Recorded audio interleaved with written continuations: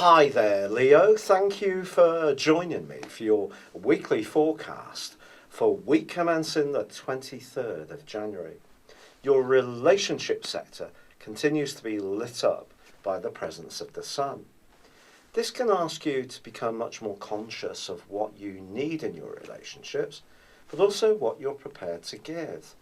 It's also a time to think and be more mindful of how you interact with others in just more mundane ways at work or in terms of being effective around your communications. But the wonderful thing is that by Saturday there's a new moon in this sector, and this can bring in some lovely energy to rejuvenate some relationships and perhaps bring some new players into your world. But ironically, the planet of relating, Venus, is actually under a bit of pressure this week from the planet of structure and of course restriction, Saturn. So for the whole of the week, Venus and Saturn are in a square. If there is a relationship in your situation which is not going so well, this particular aspect can really ask you to confront this issue once and for all. But if you're discussing finances around this, there may be a bit of a blurry edge, particularly in the first half of this week. This is because Mercury and Neptune are also in this location, but are combining. Mercury is not at its best in Pisces, and alongside Neptune, it can create an almost distorted reality.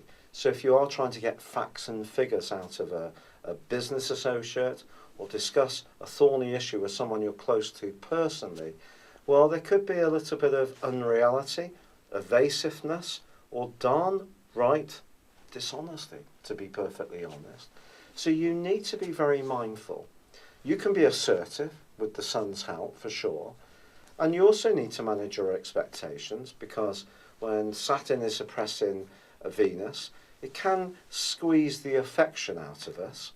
But at the same time, the new moon, which occurs on Saturday, coincides with Mars moving out of this part of your horoscope and into your sister fire sign of Aries.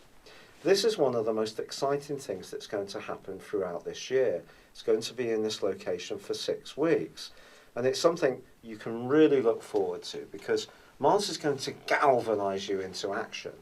And if there is any situation where you do feel that you need to move on from, Mars is going to give you the momentum and spark to do precisely that. It can also make you more physically active, and you may want to break out of your normal routines and do something that is much more upbeat, vigorous and active. So if you're wanting to re-engage with a get fit plan that you had at the turn of the year, this is going to be a really helpful change. But it's just coming through this swirling mist of energy that's in the part of your scope around the things you share most closely with others. It could be that you've got an attraction to someone that you don't know particularly well, and there may almost be a compulsion to get to know them better. Well, Saturn this week is asking you to be as realistic as possible to protect yourself, but that new moon can rejuvenate relationships. So even if the square between Mars and Saturn does cause some awkward moments, or squeeze out that of affection, as I say, there is hope to recharge things, but listening, both from you and the other person that you're linking with, is going to be part of what is required.